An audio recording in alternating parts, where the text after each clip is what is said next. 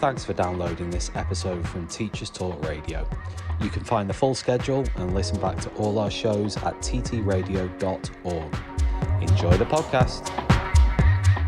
This show is brought to you in partnership with John Catt Educational, publishing professional development books and resources to support great teaching and learning in schools around the world. Have you checked out their latest releases? Use the code JCTTR2324 for 20% off your order. Don't miss out. Visit johncattbookshop.com to explore their full range of titles and advance your own professional development today. Happy reading.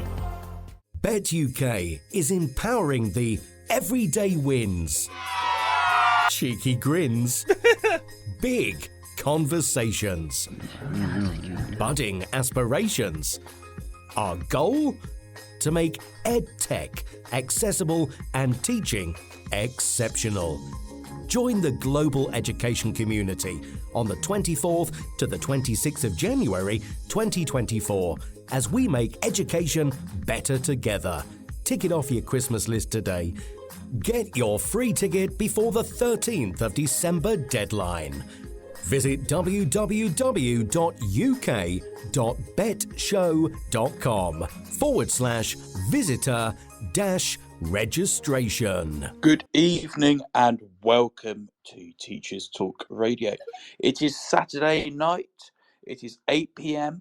and we have our very own TTR double act talking all about life at a PRU. So without further ado, Yasmin is here.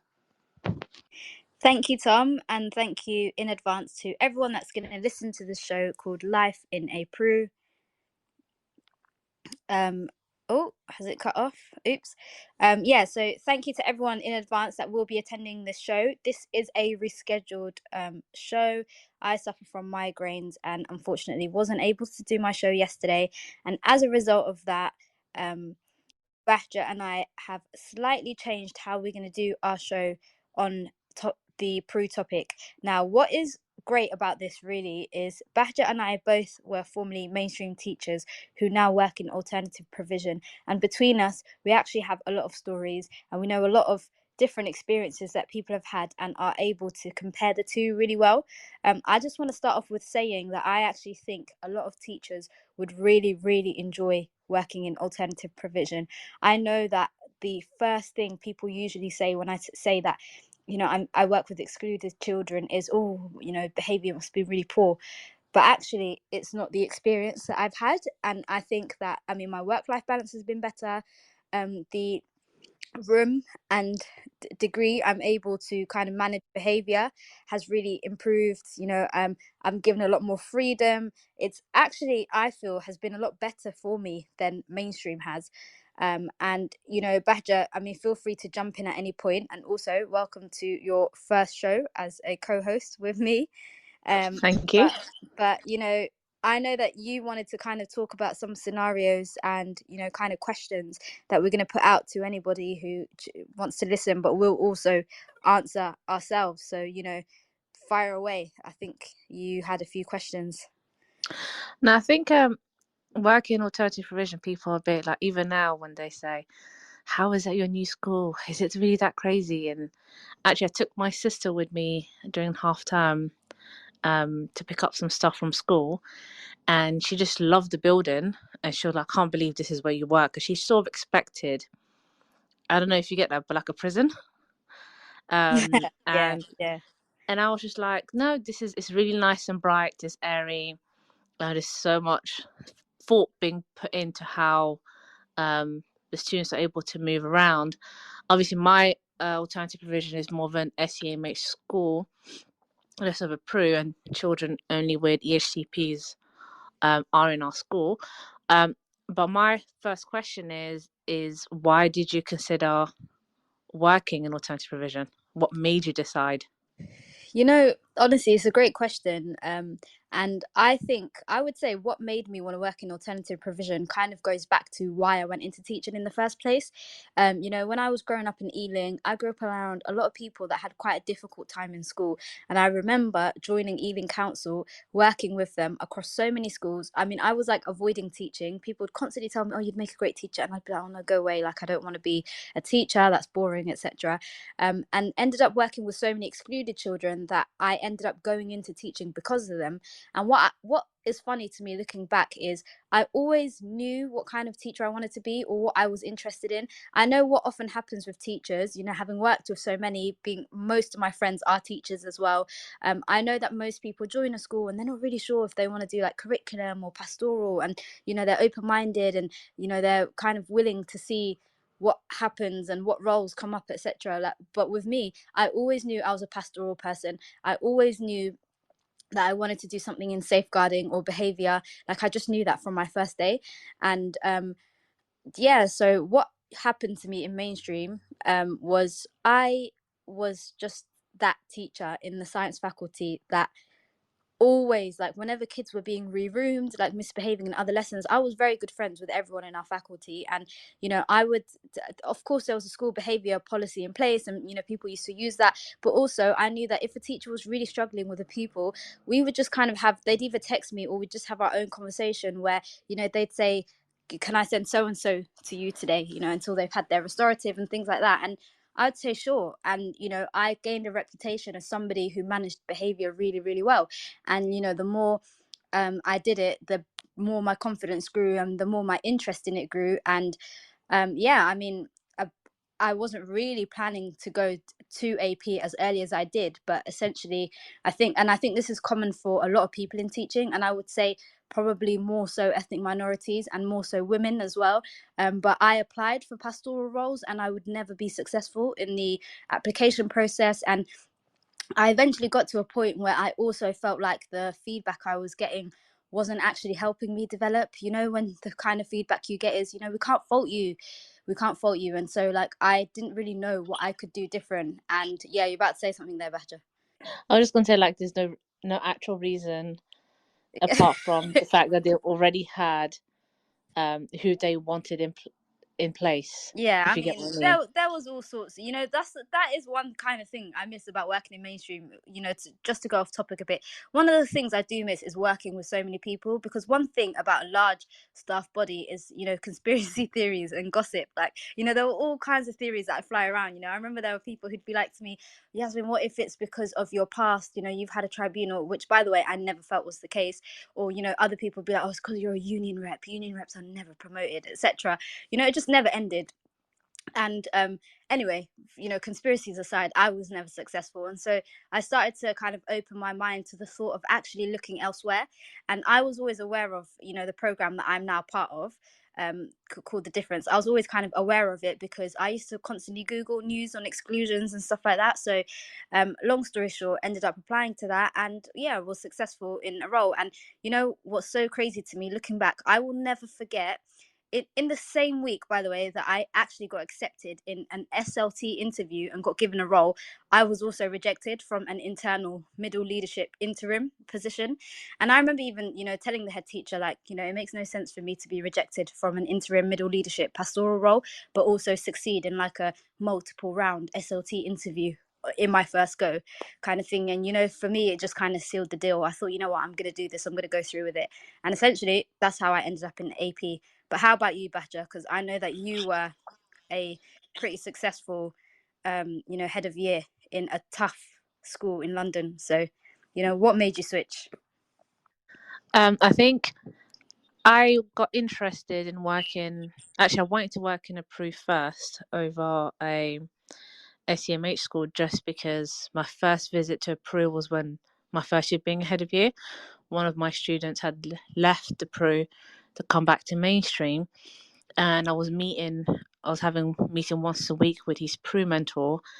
And then at one point, when he wasn't doing as well as he should have, he was busy jumping gates and leaving school and then coming back halfway through the day.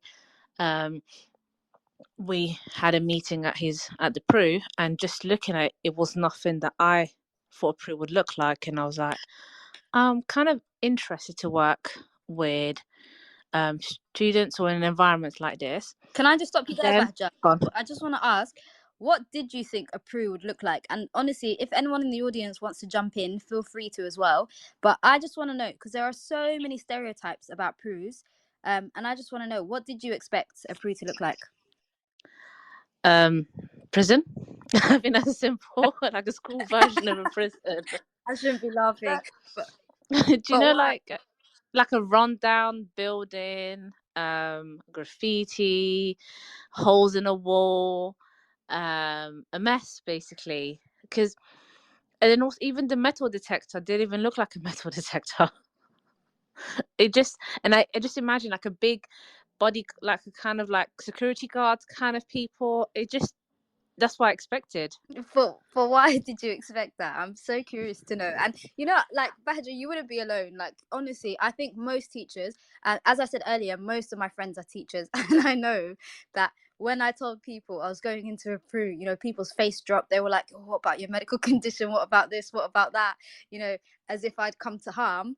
But why is it that you thought that? What was it based on? If you'd never been to a pru before, why did you have where did your views come from? Do you know what? It's more, it comes from like when I was in secondary school, there was the pre of my borough. Where it just looked a bit old. And then you just think of the worst kids of each schools in a borough get set there. And that's what they kept. And they just also the kids that went there look scary. So that just put two and two together. Plus prison. That's what I thought. If this is the school where every single child has been kicked out from the schools in the borough are all there together, that's what I just assumed. You know what? Fair enough. But also, have you ever been to a prison? Because I have, and I'm going to tell a story, but I just want to know if you've been to one before. Oh no, never. Drove past one, but not So one. I've been to prison, and I want to clarify that I wasn't I didn't go as an inmate. I went to basically, I used Sorry. just to be clear with it. But basically, when I used to work in Ealing with excluded children, I eventually sometimes some of them would end up, and I know people call it the exclusion to prison pipeline. I know it's considered very controversial. I know that a lot of people argue, well, if you're misbehaving at school and you end up excluded, then it might not necessarily be a surprise that you might also break the law in public and end up in prison, etc. Like, I know it's considered very controversial, but I mean, I did know kids who, yes, they were on the periphery of exclusion in school. They might have they disrupted some lessons, or there were certain subjects that they had a particularly bad record in whilst they were finding others, whatever. And there were also other kids who had like a one-off serious incident which got them excluded when they were previously totally fine. But anyway, a lot of the time, a lot of these children wouldn't go to their prus, especially when they were excluded for one-off incidents. Like, say, I remember one boy who his targets were all G9s, and he was in year 10, and he got into a quite vicious fight, actually. I did feel like I saw the CCTV of the fight, and he'd beaten up a pupil that was younger than him outside of school toilets in the middle of like the school day, and it was like an unprovoked attack. They didn't even know each other, and they just kind of exchanged words, and he ended up beating him up to the point where you can see this younger year 8 boy's nose bleeding on the CCTV. And so I went to his exclusion meeting, and I remember feeling like, well, actually, this is quite extreme violence, and the safety of the entire school community is important. But anyway, when he was excluded, he was meant to go to Peru, but as you would know, Bahja, I don't know if everyone knows, but in Peru's, a lot of your GCSE options are really limited. If you previously did 12 subjects, or you were preparing for 10 GCSEs or the EBAC, etc., you're very unlikely to be doing that. I think, actually not I think, I know that the pass rate for GCSE English and Maths in Peru is just 4% in the entire country. Only 4% of children in Peru pass English and Maths at GCSE. There are barely any teachers, and many of the teachers are not qualified teachers. They don't have QTS. It's just a really, really difficult environment. So anyway, this boy didn't want to go to school because he just didn't really feel like he fitted in there. He really missed mainstream, etc. Regretted what he did, and like anyway, it was kids like that who, instead of go to school, would then end up a lot of the time spending a lot of their day outdoors, especially when they had parents that work or parents who kind of weren't really aware. Just there was a lot that happened. But anyway, sometimes kids would end up going to prison, and they would still be really young, 16, 17, sometimes even, I think one of them was 14.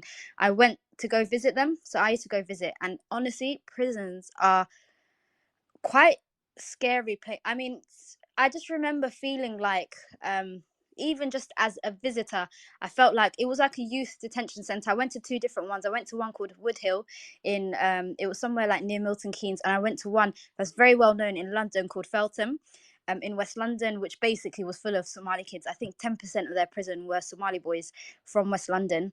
Anyway, I just remember feeling like I wasn't really treated with any dignity. That, like, when you first come in, you have to hand over anything, like with metal, your phone, keys, etc., which I didn't really mind. Like, I was happy to follow all their procedures and stuff, but it was just really scary considering I wasn't even an inmate or anything, and not to say that they deserve to be treated without dignity, but I just remember the whole thing was scary. And also, if you are I mean, I don't know exactly what the policy on it was, but if I mean, I was, I think, 21 when I was doing these prison visits. I was really young. There's like a risk of like rape or sexual assault, so you're not really allowed to be anywhere on your own. And one thing I remember, which actually is the only thing in Peru that reminds me of prison, is every single door. Like, so this like prison warden that was showing me around, or like escorting me, she had like loads and loads of keys like hanging off her hip, and I don't know how she knew all the different keys, but she would basically unlock each door, and then you'd go through a door, like you're just like in a corridor, there's like a door every few meters, and then she'd lock it behind her, and then you'd walk to the next door and she'd open it. And I just remember thinking, bloody hell, like if you tried to get out of this prison, like basically you're not going to get far, maybe 4 meters at best. But weirdly enough, that's the only thing in Peru that reminds me of prison, because now all our doors are fobbed. Every single door is fobbed. So if kids want to go anywhere, even the toilet, they have to ask you to either unlock a door or fob the door.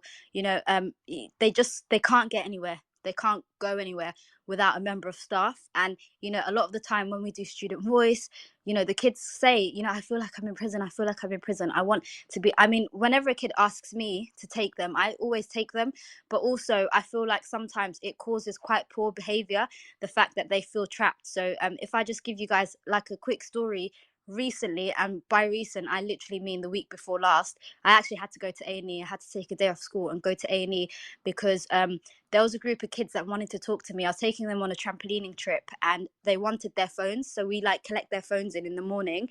They wanted to ask me, can we please be allowed to use our phones, which sometimes they are allowed to bring their phones on trips and stuff, especially if it's a rewards trip, and they're allowed to bring their phone so that they can get pictures of themselves and stuff like that.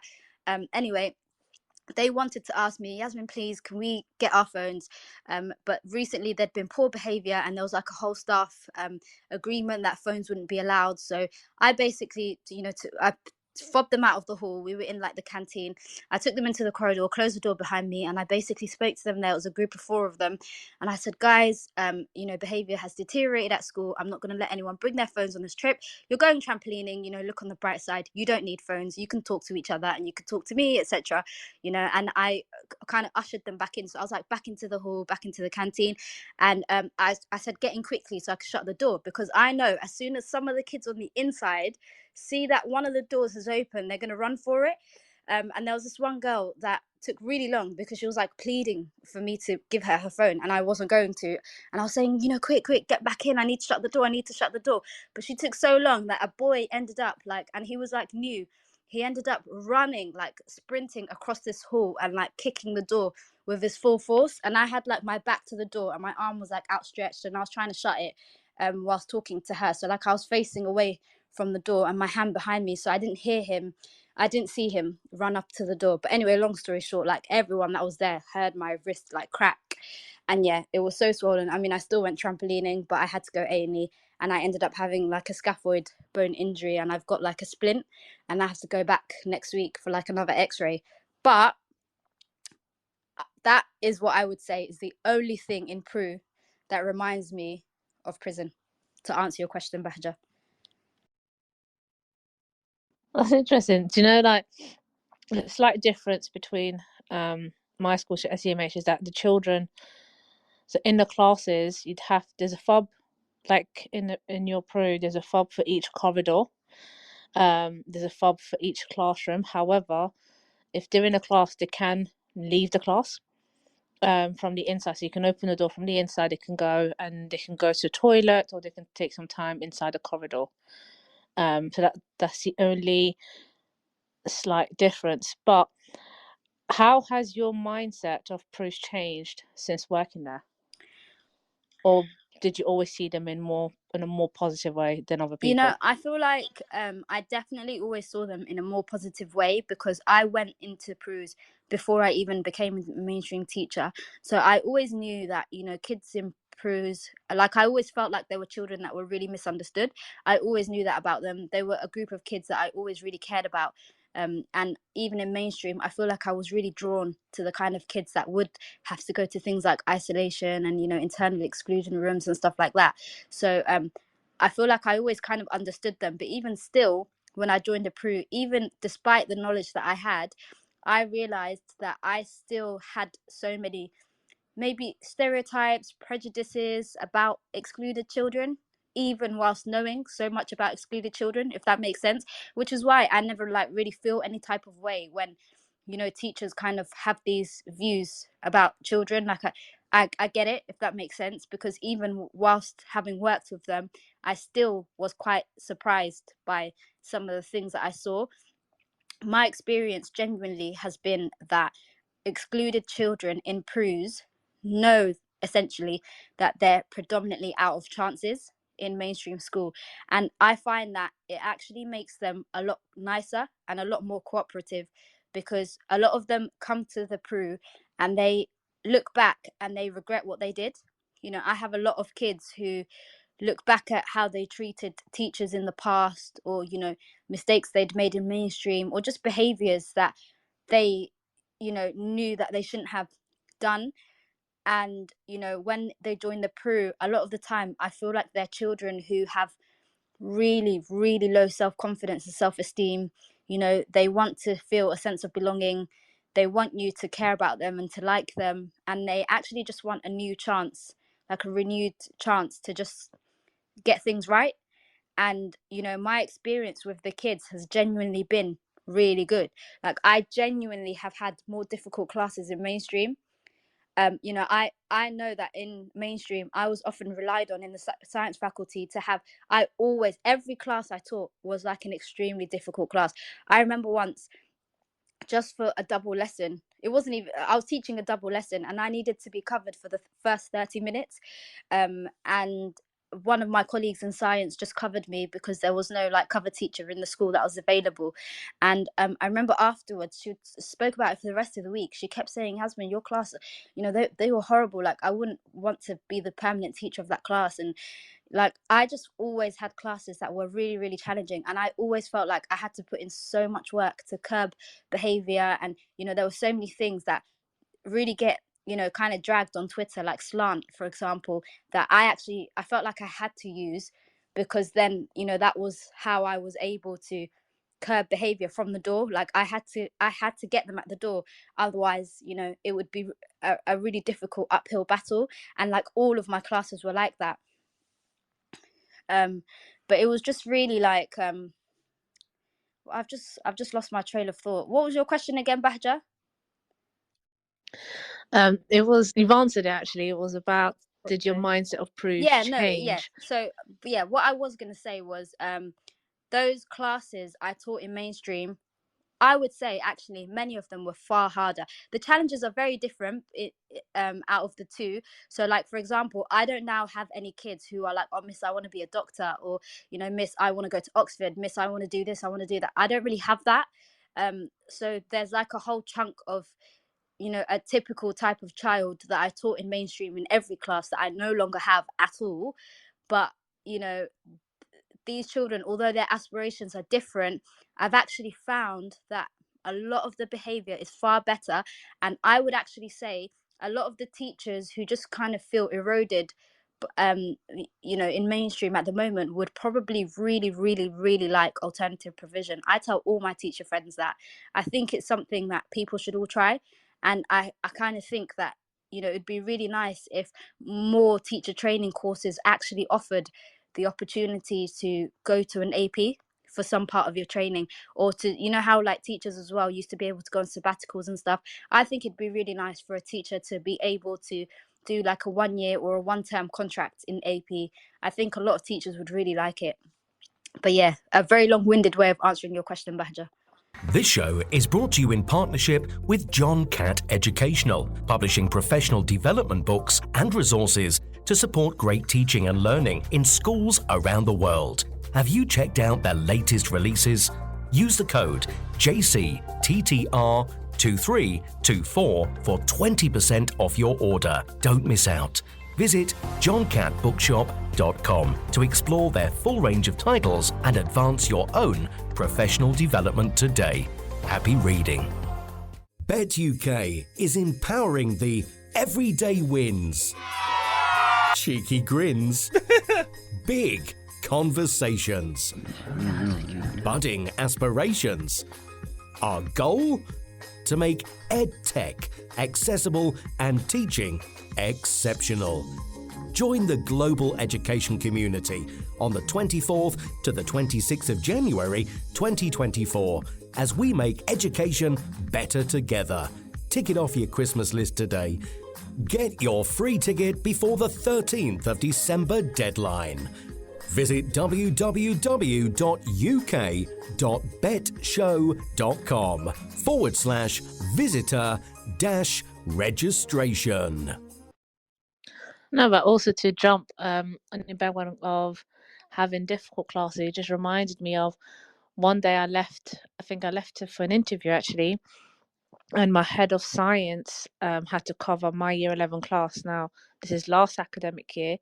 My key stage 4 classes was bottom set year 9, bottom set year 10, and second to last set year 11. And she only had to cover my year 11 period 6, and obviously year 11s hate period 6. They hate staying behind anyways. And I came back a bit early just because I was there head of year, and I also wanted to see what nonsense happened. And she begged me if I could come back as I was at school, if I could just sit with my period 6 class so she could go, because she could not stay another second with them. And I was just like, you're the head of science, you've made this class, you've given me this class, you can deal with them, they're not that difficult.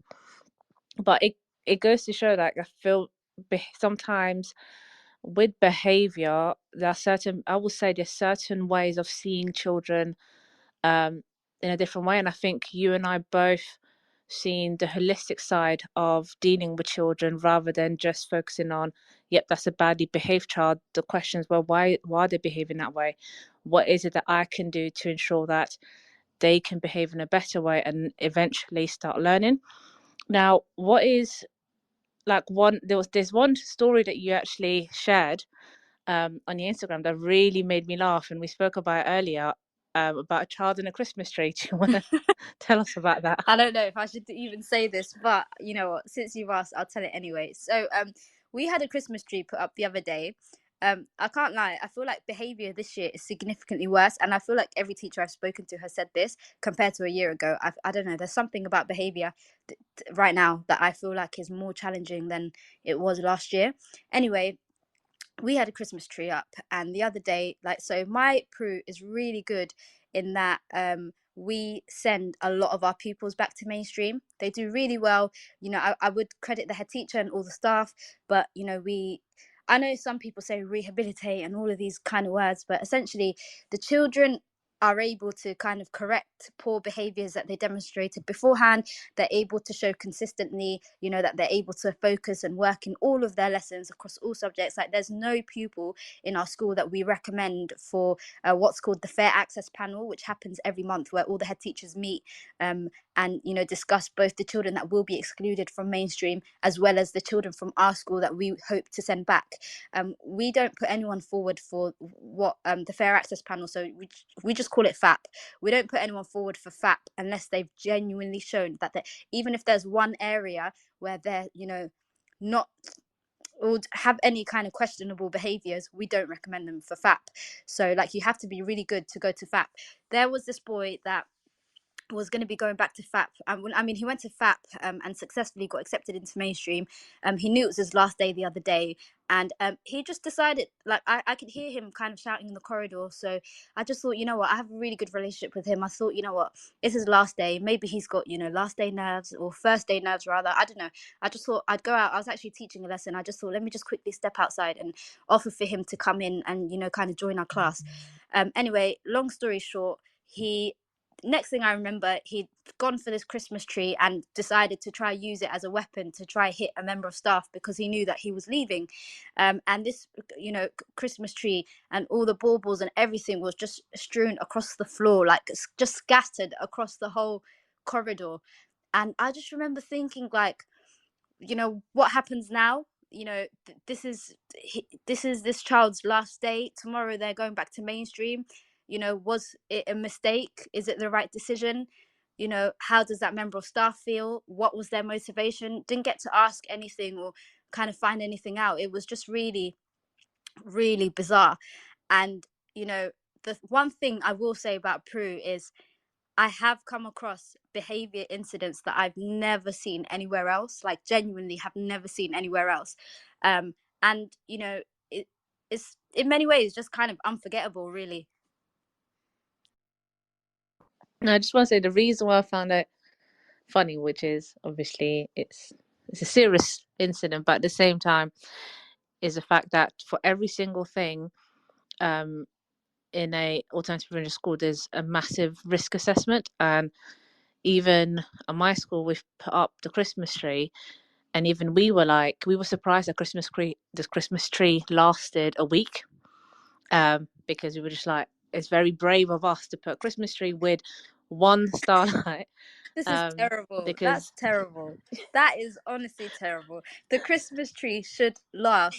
Our one lasted last year. The same tree. Sorry to cut you off, Badger. The same it's tree all a right. year ago lasted from December until January. Like, nothing happened to that tree. It was so random. And that boy had even commented on how nice that tree was the day before. So like, it was just, I don't know. The Christmas tree didn't deserve that. Maybe he felt like a bit of a Grinch. But it also goes to show that sometimes they're very unpredictable. And even currently, I'm a form tutor after not having a form class for like 5 years, and I've only got 5 boys in my form, and I've made this display, and this is the only display that I've said I'm going to put up, because the nickname of my classroom is that it is the trap house or the banda, because of how bare it looks. Because a lot of my boys, when they are dysregulated, they like to pull things down, and they've all made a promise that they will not pull this display down, because every single class had to have it. It's about a positive end to our day. How do we feel? What are we proud of? And it lasted about, I'm going to say, 3 days, till one of the borders came off. And I feel like they've tried really hard not to destroy it. And every time I've come back into the form class after the lesson, if there was something pulled down, they're like, we're really, really sorry. But he did this, and we stopped him, and we got him moved away. But they felt really, really bad at destroying the display.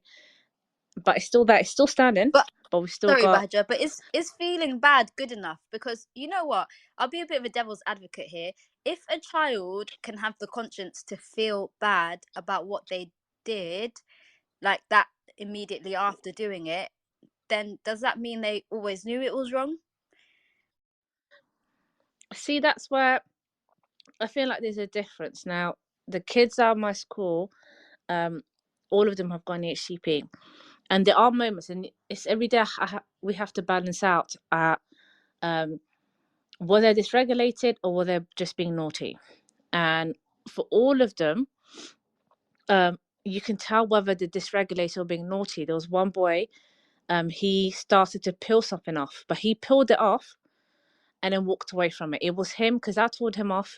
It was his way of saying, I'm peeling this up, I'm being naughty, but he got the warning for it. However, another boy, it didn't matter what it was, he just couldn't control his emotions and he was completely dysregulated. At this point in time, he didn't realize what he did until the aftermath, and then obviously he felt bad because that's not what he wanted to do, and that's something that we're working on with him. So yeah, there is a difference between when they're dysregulated and when they're just being naughty, which is something that me and some new staff working at the school, we kind of have to get used to, because in mainstream, if a child's been like this, you just have to get them out, and you don't excuse. There is no excuse for that behaviour, and there is all of these sanctions behind. But I guess in this kind of approach, this is why we're kind of working with them, where there's a counsellor on standby and the counsellor gets to speak to them, and then we kind of fix the situation. Yeah, and I'm going to come back to that point, Bahja, but I just want to really quickly remind everyone that this show is brought to you in partnership with John Catt Educational Publishing, professional development, books and resources to support great teaching and learning in schools around the world. Have you checked out their latest releases? You can use the code JCTTR2324 for 20% off your order, and visit johncattbookshop.com to explore their full range of titles and advance your own professional development today. And Bahja, to come back to your point, you saying that you had to kind of explore, or you had to learn, coming from mainstream, you had to learn the differences between dysregulated and just quote unquote what you called naughty.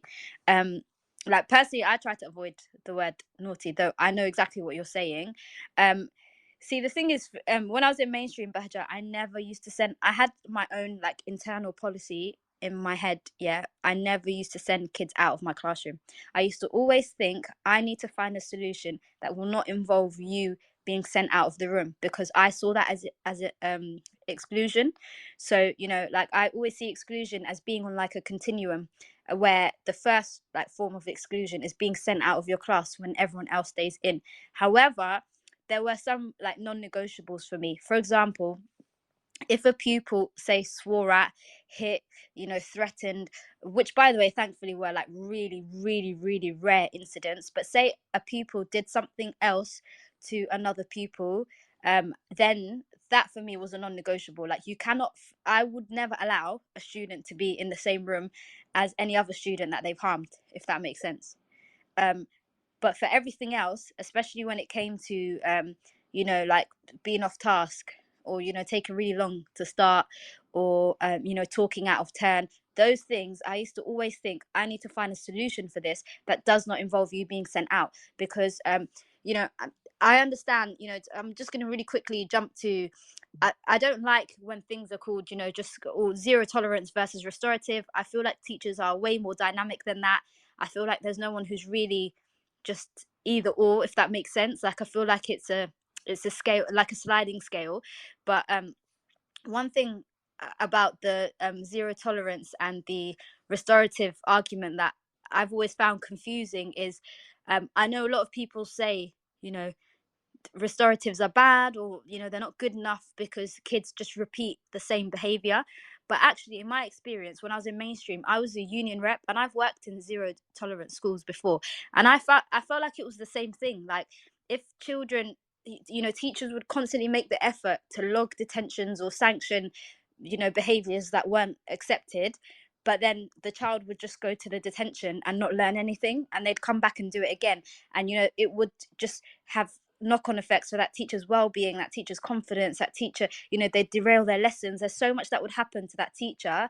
And so I've never really understood why it's just restoratives that is criticized for that, and not also zero tolerance, if that makes sense. So anyway, in my mind, I used to think I need a solution for this, because I just always felt like if I if I sanction something and they go to a detention, etc., which by the way I did, like I used sanctions all the time. I just used to think, well, what can I do to kind of prevent this now, rather than just wait for it, or risk it happening again. What can I do to actively prevent this, or start putting things in place that will make it less likely, if that makes sense. And so one of the things, what I did was I set myself a goal and then I would work backwards. So one of my goals was I will not send any pupil out of my lesson for disruption, and I'll work backwards from there. So now obviously disruption is never acceptable. So it wasn't a matter of like lowering my expectations or anything like that. It became a matter of, well, what systems am I going to put in place in my classroom to prevent that from being able to happen? What am I going to do to make sure that children can't do that, if that makes sense? No, I think I completely agree. I was similar, but actually I did send kids out. My key thing was that if you can't really fully behave in my classroom, you're gonna need some time out of my classroom. And there were my only rule. There was a school rules, but my only rule was just respect me, respect yourselves, and respect the classroom and each other. And if you couldn't do that, then there'd be times where you'd be sent out, and especially if respect and obviously the school policy, which was a number system. But before we got to the point of getting the final warning, that's when I would have to send the kid out to have that final conversation, and then you could go back in. I do understand about zero tolerance, but I feel like like I've always said, zero tolerance only works for neurotypical children. I think a zero tolerance behavioral system isn't fully inclusive, and the longer I've worked in my new school now, the more I 100% don't agree with zero tolerance anymore. That's interesting, Bahja. Tell me a little. And by the way, if anyone in the audience, I can see there are teachers in the audience. No pressure. If anybody does want to jump in, honestly, you're more than welcome to come and join us in the conversation. Bahja, tell me a little bit about why you definitively don't agree with zero tolerance. Well, I feel like with zero tolerance, it's just not allowing children to be human. So the likelihood of a child to sit there for an hour lesson in complete silence, listening to you and just working, to me, that's not natural.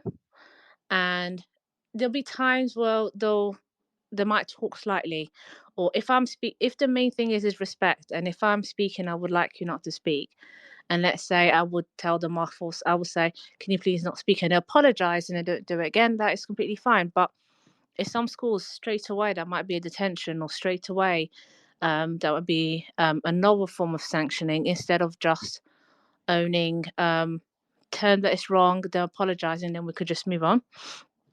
Some children can't help it. It's and some children need a bit more time to understand what they are doing. So I think zero tolerance only works with neurotypical children, and even then, that's even hard for them. Thank you, Bahja. Els, did you want to contribute? Okay, whilst we wait for Els, I mean, Bahja, to come back to your point. Oh, Els, yeah, if you just unmute yourself, I think you're. Yeah, I Oh, think yeah, I'm go ahead, in go that. ahead. Welcome. Sorry, hi, my name is Ellie. I'm a primary school teacher, personal development lead, mostly working in Key Stage 2. Amazing. And I wanted to intervene because kind of all the examples that you're giving, it sounds like secondary school. And when Baja made the point about zero tolerance, for me, it's quite shocking because what I see is a lot of my children. I have two children that I have taught in year 5 and end up improved because behavior, and it was everything happened in secondary school, whereas that behavior was not displayed in primary school, if you know what I mean. It kind of like deteriorated in secondary school. And some of the things that we really, really emphasize in primary school is being able to have a bad day. It's okay. And we give them we equip them with tools, mindfulness. And if you have a bad day, you might need 5 minutes out of the classroom. Come back and regulate yourself when you are regulated. And then from such a nurturing environment, when you go to secondary school to a zero tolerance, secondary school is quite shocking. No, So thank you. No, thank you genuinely so much, because that is a really big area that I feel like is really worth discussing.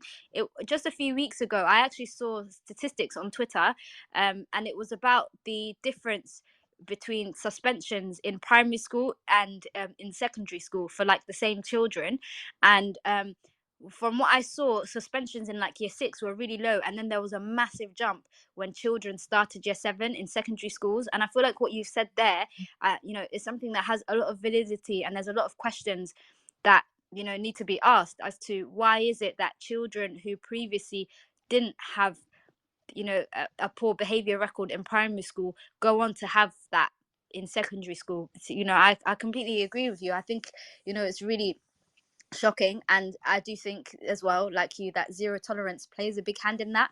Another thing that I would say is children go from having, say, one classroom teacher in primary school, I mean, they might have more, but a very little number of classroom teachers, and they go from that to having sometimes over a dozen teachers, where they have to suddenly manage the expectations of each teacher, because even though everyone in a secondary is following a school behavior policy that's the same everywhere, still teachers still have their own individual flares and expectations and things like that, and a child suddenly has to manage all of those.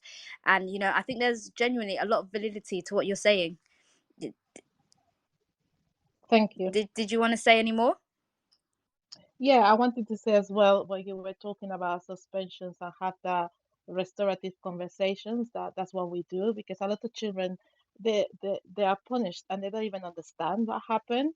I can give you an example. I have a student that goes to a secondary school now, and the behavior policy states that, for example, you have negative points in September, and when they all add up to 8, you have a detention. So this student have a very good autumn one, very bad autumn one, like transition to secondary school. However, autumn two, she's doing very well. So the other day, something happened in the classroom and she got a negative point. But the previous day, she was rewarded for good behavior. But because the negative points are accumulative or summative, she got a detention the following day of giving her an award of good behavior. So she was like, what is the point of me trying to behave myself if, the behavior policy was a little bit, not really matching the expectation of the children's behavior, if you know what I mean? Yeah, I do. Honestly, that sounds really tough, and I would love to hear what is your perspective as a primary school teacher. What do you think could be done, at secondary?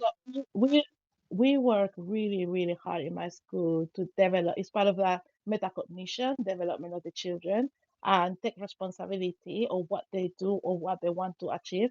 So if we have a child that have a reflection, that's how we call it, we're not calling it a suspension. It would be a matter of have that dialogue. How do you feel? How were you feeling at that moment when you did that? And just make them have that understanding that that behavior is not acceptable, but that communication, that conversation take place, because I believe that behind a behavior there is something else. I work in a quite a private area, and a lot of the children witness domestic violence, or they are new to the country, refugees. So they're coming to school with a lot of budget already. So it's about having those conversations and reinforce that it's okay, but you can do something about it. Yeah, I see what you're saying, Ellie. And so you essentially support restoratives. I just want to pick up on a point you said there. So are you saying that your Mm. school doesn't use the phrase suspensions, and you instead call them reflections? Yeah, we have reflections. We don't have So suspensions. And it's we if a child misbehave, let's say like that, or is unregulated, we might have a verbal warning, and then we give them. If it happens again, they have 5 minutes to reflect, and then if it's something really severe, then we have 1 hour at lunchtime instead going outside in the playground. They will be with an SLT member or myself, and we will have lunch together, and then we will have that conversation, that reflection. So where they will explain what happened from the point of view, because sometimes we assume things, and we as an adult we have to show them that we can make mistakes. Like the pick think, oh, I know you were talking. It might not be that child. It might be the child that was next to that child. So given that opportunity to have that conversation, and then very importantly, give them that emotional language. How are you feeling right now? Because you will be shocked how many children are not given the opportunity to share how they feel. And then what will you do next time? Simple as that. And have you found, like, so how is it measured, the impact that this has? You know, how are you guys able to show that, you know, these conversations actually have a positive impact on people's, and it actually results in improved, you know, whole school behavior? Is there somebody that's checking and reporting back to everybody? So we actually record all these incidents, and then we classify by like vulnerable groups. If which group is more reincident to go into reflections? Is it boys? Is it girls? Is it our people premium children? So we have a quite high monitor, and some of the children as well. If we think that it's not working, we have noticed that our children with um, our neurodiverse children, so they will go into other type of intervention, and the behavior management will be managed in a different way. Right. Yeah. Okay. And what has the view of staff been in terms of that? Okay, so another thing I want to ask you actually, what Mm-hmm. about so serious breaches of the school behavior policy? If suspensions are called reflections, what happens then? Mm-hmm. Just, you know, to be a bit just curious to know, like, if say a student was in serious breach of the school behavior policy, what would the response then be? The response will be, well, as I've been in the school 4 years now, and I believe that I witnessed twice internal exclusions where the child will be outside the classroom working with a SLT member for a day. This is the most severe, if I can call it, punishment I have witnessed. Okay, so the most you've witnessed is an internal exclusion. And can I Mm-hmm. ask, out of curiosity, what was the behavior that resulted in an internal exclusion for? Physical aggression Towards people, staff? towards people. Okay, and what then happens for the pupil that is the victim of the physical aggression? Are they spoken to as well? Like, what happens? Yeah, yeah, yeah. Because there's gonna be again a restorative.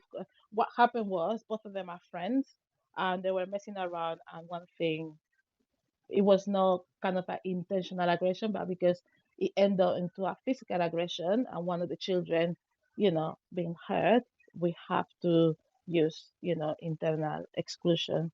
And yeah, it was that restorative conversation, and it was a child from the same classroom that they always played together, but one thing went to another and it got a little bit out of hand, and it hasn't happened again. Thank you, Ellie. You know, that's really interesting to know. I know that Bah just said that, you know, her moving into alternative provision has made her completely against zero tolerance. I hear also what you're saying. And I think, you know, as I was saying earlier, there's a lot to be said about the shift in, or the massive rise in suspensions between year 6 and year 7. Pupils Mm, have to go from managing the expectations of one classroom teacher in year 6 to a dozen yeah. or so when they get to second. I think that we have a massive problem in terms of teachers' expectations. Sometimes some behaviors are displayed because the children feel that that's what is expected from me. Sometimes there are coping behaviors. I witness that a child is behaving, they have severe behavior problems, or unregulated children or neurodiverse children, and some children they kind of start imitating the behavior. So I can see that I have last year I have a student. He was a Latino local Yeah. authority child, and he has quite severe trauma, and he will display quite, challenging behavior. And last year, when he was with me, he kind of regulated a lot, but last year he couldn't be in class. It was very, very difficult for him. And I think that goes to the expectation. I did expect him to learn. I did expect him to be in the classroom, but all this at the same time, I did expect him to understand from me that sometimes it's not possible. And I understood that because if he was dysregulated, there is no way that he could be sitting down with the other children and learning. And then this is what you're gonna do. We created a whole chilling section that he designed. Would you like to have? I would like to have football, books, and music. And he had a little tent where he can hide every time that he felt overwhelmed or dysregulated. And that's what we did. We created that area for him. So if he wasn't, he stopped running up and down in the school. What he would do now, I feel dysregulated. I can't cope in the classroom. I'm going in my pod. Thank you, Ellie. Thank you. Just stay there for me. I will come back to you. I want to Okay. pass on to Mu'min Humayun, who is a head teacher in Luton. Mu'min, over to you. Hi, Yasmin. How are Hi, I'm you? good, thank you. How are you? I'm good. I've just caught I'm having a few connection problems, but listening in. So I may have pressed the button by Oh, accident. that's totally fine. Don't worry. Oh, do you mean you didn't mean to be a speaker? No, I didn't mean to be speaker, but I'm listening in, and I will jump in. But I'm listening to everything that's being said. But before I open my mouth, I'm trying to listen more than speak at the That's moment. totally fine, and you're more than welcome to jump in at any point if you'd like to.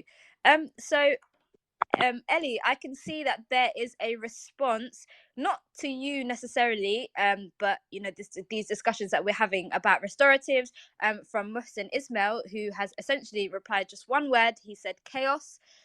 What would you say to the staff that consider, and that's open to you as well, Bahja, Ellie, even Mu'min, if you want to contribute, what would you guys say to the people who are on the kind of other end? And like I said earlier, I don't believe that anyone should really be either just restorative or zero tolerance. Like, I feel like most teachers are on a sliding scale, and they're kind of a lot of things. So what would you say to somebody who sees restoratives as chaos, essentially?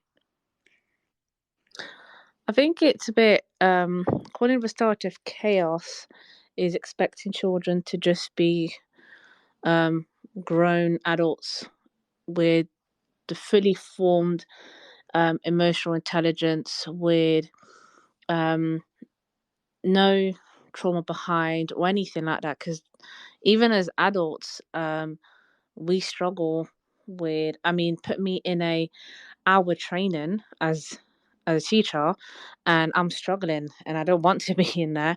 However, I have got the experience and the time that it took for me to manage my emotions and how I'm feeling in certain social settings. And we're supposed to be educating these children into that, and especially in primary school when they are even young in the secondary school. We're expecting them to just sit like good little robots and do everything that we want them to do. And I remember you saying that the jump of exclusions from year 6 to year 7, it just increases ridiculously, and it's because us as secondary school teachers, we expect these year 6 students into year 7 to be already fully formed. And how many times do you hear people say, like, you're not in primary school anymore, this is secondary school, but actually they're still developing, and all of these children developing at different parts. And restorative is the whole point of, you've done something wrong, this is why it is wrong, and this is the consequences of it. And to label restoratives as chaos, I think it's just a bit silly. So I'll tell you guys another story from my time in mainstream. One of the things that I did to manage behavior that I just kind of came up with as my own idea. And it's something similar, like what reminded me actually is what Ellie said earlier, about, to kind of talking to pupils, and, trying to help them develop that emotive language to describe how they feel, and, basically normalize the fact that anyone can make mistakes, including adults. So when I was in mainstream, like I said earlier, every class I taught was, considered a challenging class. I remember as well, I had a lot of pupils that had quite high truancy stats. And when I got my new timetable in September every year, I just kind of look at the data. Obviously, the data is just, I feel like it's just a snapshot. When you look at every year, every teacher would know this, you get your Sims printout, go for schools, whatever, in September, you've got all these faces, they're unknown to you. You can see who's got an EHCP, or who is SEND, or you can look at whatever data you want, but actually you won't really know what you're looking at until you've seen them at least a few times. Every teacher knows when you first get a class in September compared to at end of the year in July, it's a completely different experience. At the start of the year, they were just names, faces, they were strangers. But by the end of the year, a lot of the time they're, children that you're really, connected to, and, you've been on a journey with them, and you know them so much better. Anyway, in September, I used to teach these kids, and I'd wait a few lessons. You just try your luck in it with a seating plan. Just kind of hope everything will work out for you. But I remember I was on, because I didn't have any teaching and learning responsibilities, I was on 24 out of 30 periods a week. I was teaching full classes of 30. I had no real time to, I couldn't run around the school and, kind of force kids into my classroom. If somebody was kind of truanting, there was nothing I could do about it, because I have 29 other kids in front of me. So I thought, you know what, I need to kind of figure out a way where I'm gonna, going back to what I was telling you guys earlier about how I'm against sending pupils out of a class. I feel like it's the start of an exclusion continuum, and I always knew it was something I was against. So I had that, plan in my head where I would never send a kid out of a lesson, and I would always work backwards from that and think, what could I do to ensure that you're able to stay in this lesson kind of safely and successfully, etc. So anyway, what I then did was, when I noticed that kids would essentially bunk lessons, I kind of would get that child, I'd get them at another time, either break, lunch, after school, whatever, and I would basically say to them, look, having a bad day, it's a bit like what Ellie said earlier, but I would say to them, look, having a bad day is not a bad thing. Being angry, upset, any of these emotions that you might have, they're not bad things, okay? They're not things I'm going to be judging you for. There's nothing wrong with whatever emotion you feel. I'm more than happy for you to feel any emotion that you're feeling. But what I would like you to do is to show up to my lessons and have a quiet word with me at the door. It was a whole school policy anyway to greet children upon entry. So I would always be at my door. I would never be at my desk. Like, I would actually stand there waiting for them to come in. So I would say, look, there's nothing wrong with there's nothing wrong with feeling bad or angry or upset, but there is actually something wrong with you truanting, or going to hide in the toilets, or kind of taking your emotions out on another, or demonstrating any kind of unsafe behavior. So let's tackle that. And I would tell them, look, come and speak to me. So when I'm stood at my door, what I suddenly saw arising was children who, like, you could already tell. I could see them coming down from the corridor, from a mile away. I could already tell who was about to show up a bit off kilter. And, because I always had a do now on the board, and, the kind of entry into lesson was silent, kind of going back to this whole zero tolerance restorative thing. I feel like I was a real mix of the two, because I expected kids to come in silently. And, I had a book monitor, and they would hand out the books in silence, and people would settle down in silence, and you were expected to start that do now. So that would buy me a few minutes essentially to kind of help gather a child who might have shown up really upset. So I suddenly had a massive rise in children who'd show up either in tears or really angry. I even had a kid punch my door once. As he walked up to the door, he just punched it. And he still had a really successful double lesson where I did not have to send him out. He didn't earn any detentions. He did his work. But anyway, I used to keep a desk right at the front of my classroom. So it was at the end of my desk, but it was also right under the board. And I just, I didn't really have a name for the desk. I used to change the name of it depending on the class that I had. So for example, sometimes I had children that were quite disruptive. They didn't really have anything going on. They were just misbehaving. And so here and there, as a joke, well, not as a joke, but I would call it the naughty corner, which is, a classic teacher name, and sometimes I'd keep a child there for up to a half term, up until, their behaviors had really improved, and I'd done a lot of work with them. And then as a joke, we'd even kind of hold like a ceremony for them, just really briefly, 30 seconds, be like, oh, congrats to so and so who's now graduating from naughty corner and will now be reintegrated back into the rest of the class. And they would basically take 3 steps back into and go, I'd seat them somewhere with someone in the class, and the class always found it quite funny. But generally I used to use that seat for any of the kids that were going through something. So over the years I could think of like a child whose parent died of COVID. It's also a lot more trivial things, and I hate to call it trivial because I feel like at that age nothing is trivial, but like, for example, a child who maybe fell out with another child, especially if that child was in the class as well. Just little things. Kids who had just returned from an exclusion after like a fight, just all sorts of things. A child that had been robbed for like a really nice coat that they had and was really upset. Any child that showed up a bit upset to my lesson but had at least not been bunking, I would tend to guide to that seat. And what I liked about that table was, it was right under the board, so you could kind of still do your work. That there was I still always had the expectation when you're in the class, you are still part of the class. But also it gave them a break because everyone else was behind them.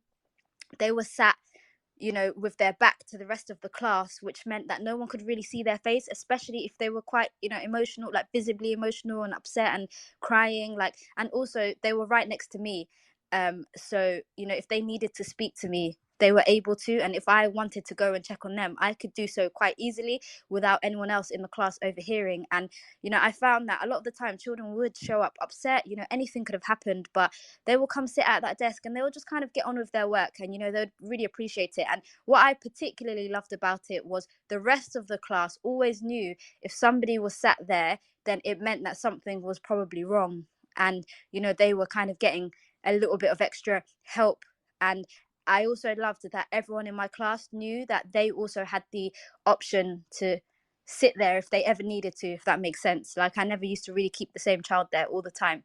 And I loved it because it created a culture of kindness and respect. There were times where my child, what? Why did I just say that? My class would be extra quiet or extra well behaved, because they knew that somebody was feeling a bit sensitive, if that makes sense. And I remember really loving that idea in mainstream. It really worked for me. I completely eliminated truancy. I never had a child after like September, after we got to know each other a bit, or after people saw somebody sit there a few times and stuff. I never had to deal with truancy again. All the children used to like to turn up to lessons, and I do feel like a big part of it was because any child that was already upset knew that they could show up to lesson and that it wouldn't escalate further. It wouldn't really descend into any kind of further chaos. They could show up and a lot of the time forget about what had happened for whether it was a single or a double lesson, and they could kind of safely deal with it in whatever way they needed to afterwards. That's why they had pastoral teams and all of those people. But it was something that really worked for me. And it's something I often encourage teachers to use.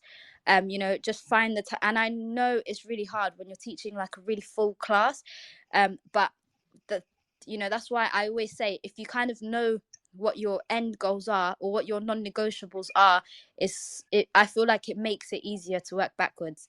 But yeah, I just spoke for a long time there. Jasmine, I totally follow and support everything that you just said. And I'm gonna be very brief. I think that what you're describing is what I would say is a transformational teacher. So I think that all these narratives start with us as educators and have that reflective practice that when you walk into the school or into your classroom, what type of teacher you are. Are you a functional teacher delivering the curriculum, or you really want to make a difference in these children's lives?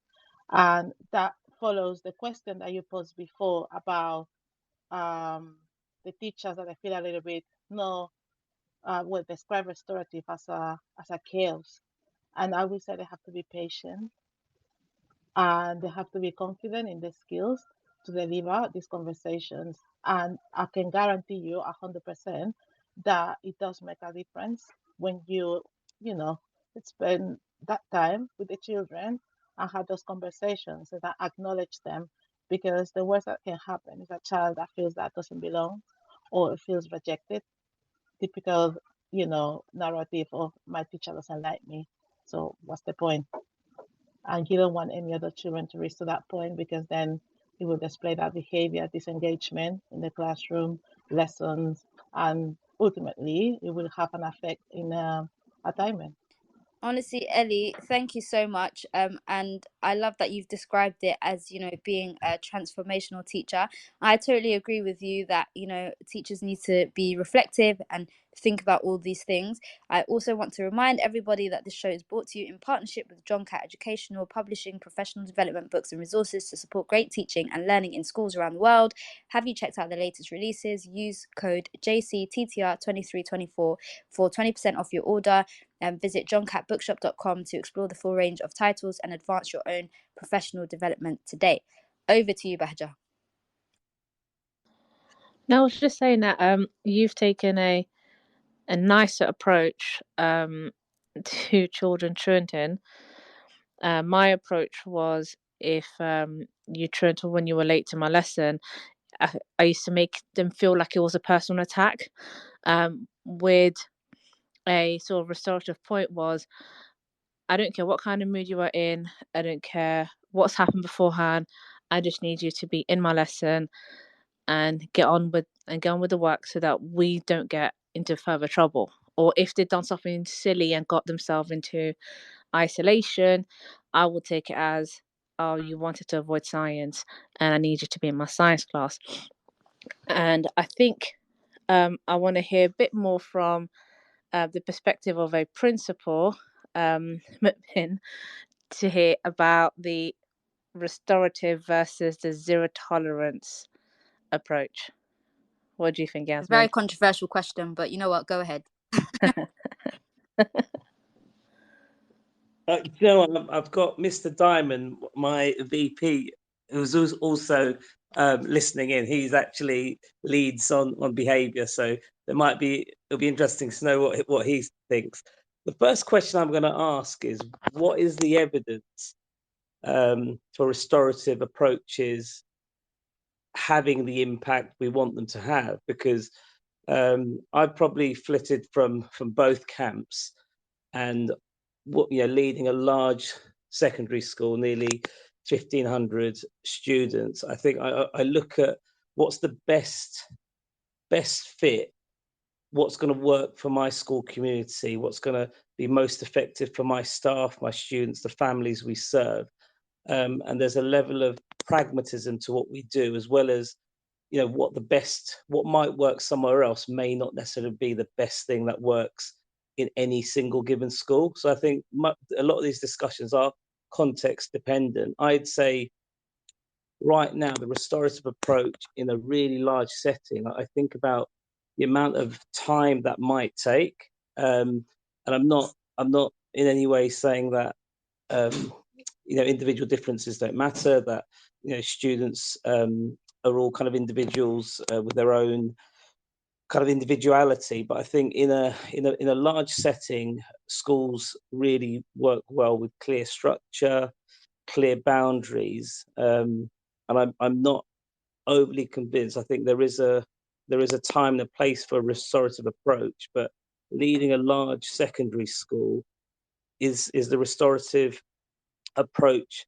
a better solution than having a more structured, rigid behavior system that's understood by all? I'm probably more inclined to go with the structured, warm, strict approach. Thank you, Mutmin. I see, honestly, I genuinely see what you're saying. And, I think you might not have been in the room when I was saying it, but, I was talking about how I feel like most teachers are kind of on a sliding scale. And, it's really hard to just be in, one camp or the other. Like, I feel like it's really tough. And I agree with you. I would say that I'm warm strict. I feel like, I do use restoratives, but I don't use restoratives as a standalone. I put a lot of effort into teaching children, a bit like Ellie, emotive language, how to express themselves, how to normalize. negative emotions, and how to help them, self-regulate and things like that. But actually also I found in teaching that I've always kind of needed those policies and procedures in place to be able to sanction a child when they don't get things right. And so I've always used both, if that makes sense. So I do see what you're Yeah. saying. And to go back to your point about what the evidence is, I think I do love restoratives. And I want more teachers to use them, and I actually even now run CPDs where I kind of help teachers to understand restoratives better. However, the big criticism that I understand entirely is that I feel a lot less objective. It's quite hard to quantify because so much of it is conversations. And so, whenever people tell me about restoratives, I do ask them, what impact has it had on your, whole school behavior? Like, what have you seen a reduction in since you've put, X in place? And I just think I remember from my time in mainstream, there was a policy in place where if, you reported a child or something, you sanctioned a child, their head of house or their pastoral manager or somebody in middle leadership would do a restorative conversation. And I remember, because I was a union rep and also just friends in general with a lot of the teachers in the school, I remember how many people hated it because it sometimes felt like a lottery. It felt like it depended on who did it for you. Because some staff were perceived as better at mediating or doing restoratives than others, and so because of that a lot of teachers disliked it. And I remember feeling like, well, they can't be criticized if they don't feel adequately supported in a behavior issue that arose in a classroom. Then like, I used to give a lot of thought to how can you standardize restoratives. And I do understand when a lot of people criticize restoratives and say, well, it's not the same everywhere, and it's not done in the same way by everyone. But I also think it's because a lot of the time the training for restoratives isn't good enough. There are people who run restoratives who've never really been given training in it. So I feel like, for me, because of that, I wouldn't criticize restoratives. I just criticize the fact that there isn't a lot of the time and emphasis or enough training given to staff. But I'll pass over to you, Bahja. I've been talking a lot. No, I completely agree. And I think lack of training and also understanding of where bad behavior comes from is what's missing. And I think recently what both my current school and my old school have done, which I think is very good, is the trauma training in teaching, trauma teaching, which opens up your eyes a lot more to what's behind behavior. But I see that Miss H teachers is on as a speaker. Please let us know your thoughts on anything that we spoke about. Hi, thank you so much for letting me just jump on really quickly. I've absolutely loved the show, by the way, so interesting. And obviously, as someone that, for anyone that doesn't know, I work in AP, so I will massively bang the drum for it and the pros of AP.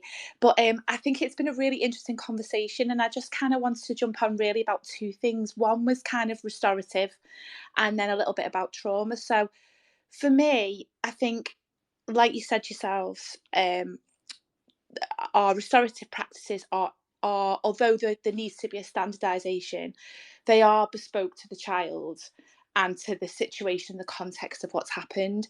But for colleagues that don't work in AP, one of the reasons that I found from my own experience of why restorative practice works so well is because for quite a high percentage of our pupils accessing AP, they have quite complex needs.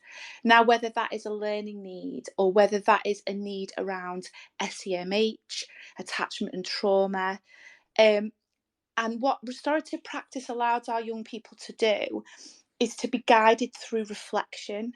Because for lots of the children that have got quite significant ACEs and attachment and traumas, that opportunity to be guided through what happened, how did you feel, how do you think it made the other person feel, is really important. Because depending on what those ACEs and that trauma has been, it may be that they've not had that foundational knowledge as children developing for whatever reason, maybe because they're claw, maybe because they for whatever reason haven't had that family network and support. Now obviously that's not every pupil in a school, and it's not every pupil that's got attachment and trauma or ACEs, but restorative practice allows us to help guide those children and to allow them to start reflecting, because some of the challenging behaviours that they face, and when they become dysregulated, they're not aware of their behaviour. They're not aware of the consequences of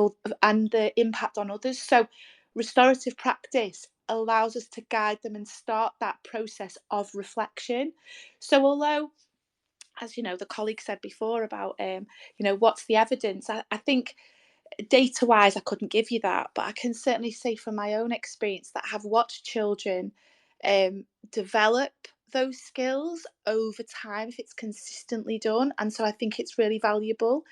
And I sort of think the other thing is that, for our children who have had really complex attachment and trauma and ACEs, that those behaviours can be communication, because of the quite significant things that they've been through, and whether that's as simple as not being able to manage in mainstream, and the trauma of remaining in mainstream until they've been able to access an AP is, it's not for me to say what those complex traumas are, but the behaviour that's demonstrated is often that communication. And while it's really difficult for mainstream colleagues, and it's really difficult for the kids that experience that, that's what the power of AP is allowing those children to have restoratives and pastoral care that's really bespoke to them, which is difficult in a mainstream but isn't in an AP, because we have the luxury of smaller classes, of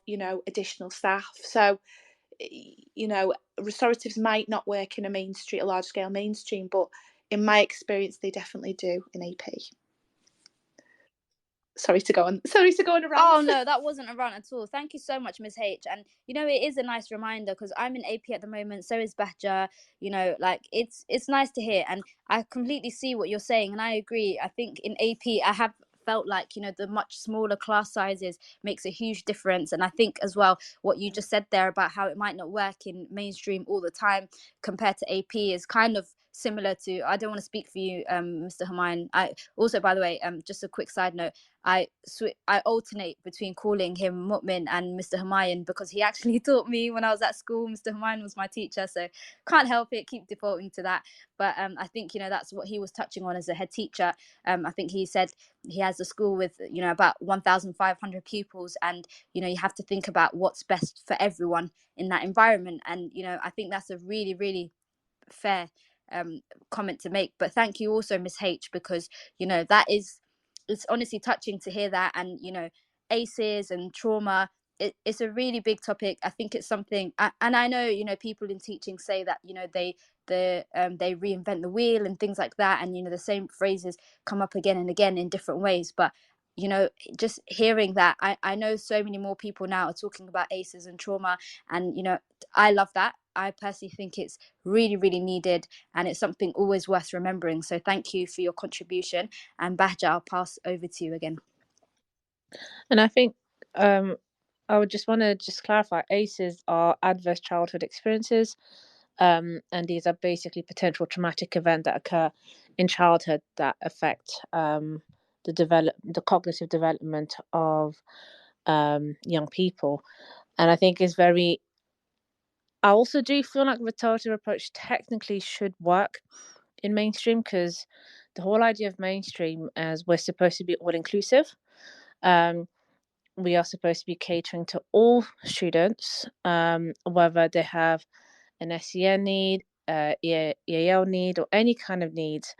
And I think the reason why things are not implemented as such is because of the high expectations on things that are not really that important. Well, they are sort of important, but the bureaucratic processes of what's supposed to be happening in schools. I know that there were certain paperwork as a science teacher that I was asked to fill in, that actually it was just a tick box for in case Ofsted came along, and it didn't really do much for my lesson. And if instead of spending that time on on all of these things that to me are just tick boxes exercise that are not needed, we can actually work on training teachers into working more towards the restorative approach. But I just want to be a little bit of a devil's advocate there, Badger.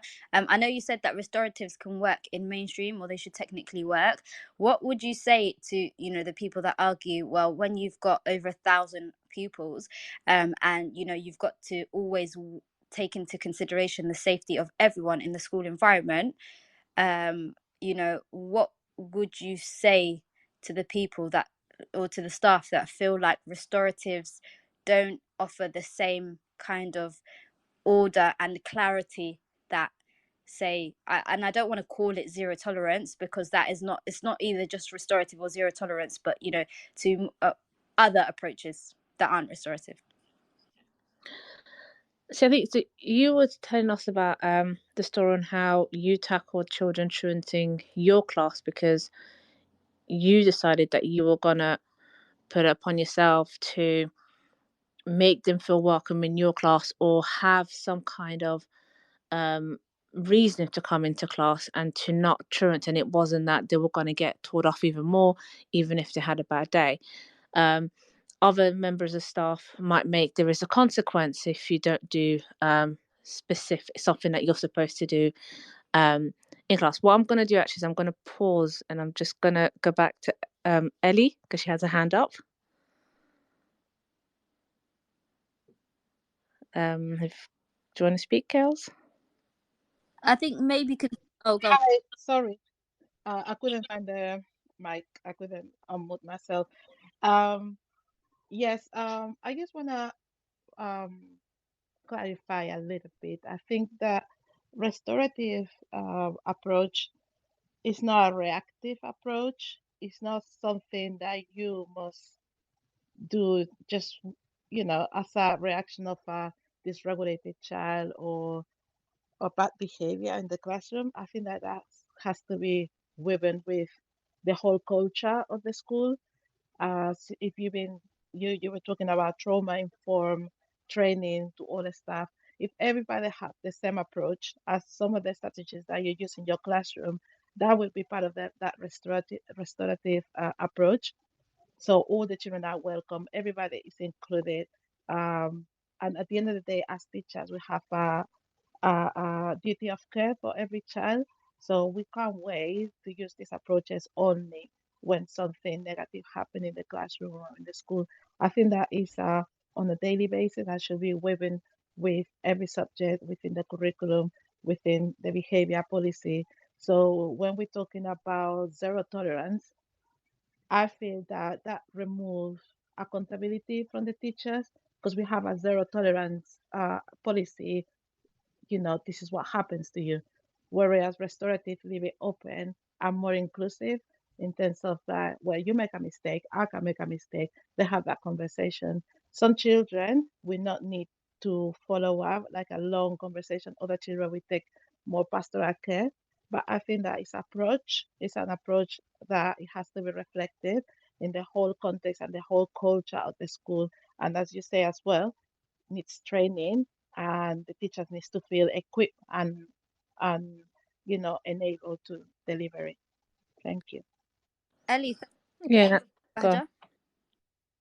No, I was just going to say that what Ellie was saying is about maintaining consistency across the whole school. If everybody follows other policies and everybody follows the rules, a child going into science would know what to expect if they went into English, and how they should be behaving. And I think if I go back to my hat as a head of year, the one thing I was struggling in when I was supporting staff in terms of dealing with bad behavior, my issue was there was the lack of consistency in their class, follow up on their part, and actually just bothering with that restorative, because it was just straight. It was easier to just go straight to the pastoral side and be like, well, this child's misbehaving, you need to do something about it.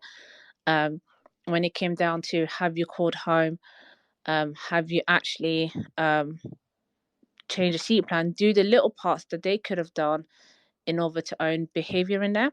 And I think, or even come down to the detention, because in my old school, we had centralized detention where teachers had to come down and have the restorative approach and spoke about what happened.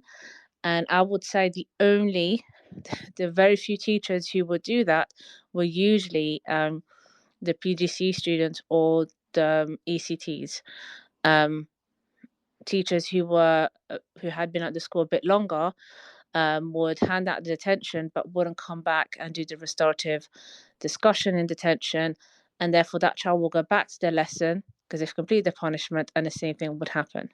So I still say, yes, there might be 1,000 children, yes, you might have a child of 30, but ultimately, unless the behavior is major to a point where it has to be a suspension or an exclusion, if it is a let's say low level disruptions behavior, that comes down to, have you done all the bits that you're supposed to do as a teacher? And if it's still not working, there are things within the pastoral that we can take over. Yeah, but I see what you're saying, Bahja, but this is what I mean. I feel like teachers their kind of confidence and well-being and energy is kind of eroded by the same behavior again and again and again and again. Like, a lot of teachers have, called home, they have put a child in detention, they have kind of done all of those things. And I think that this is, and to kind of link what you just said to what Ellie said as well, I agree that, restoratives shouldn't be reactive. I used to use, in mainstream, I always used restoratives as a preventative measure. Like, I used to preempt what children would do. If I knew that children were truant a lot, I would have a conversation with them before they did it in my lesson about, their emotions and all the things I was saying earlier and stuff like that. I found it really helped me curb those behaviors. But, Bahja, I feel like when you're explaining there, for me, I see that as, there's a lot more room for training to be given to all staff, really, on what preventative measures you can put in place. I feel like there's so much behavior management on like reactive things and whole school policies, and I just feel like there's a huge market, might not be the right word, but for kind of training all teachers on how to use restorative practice as a preventative measure within just classroom behavior. I just feel like there's a lot of room for that, personally. Yeah, and I think and I get what you say about there's a lot that teachers already do, and that's where the next level is the pastoral, and then the next level is the SLT section. Because what I notice is that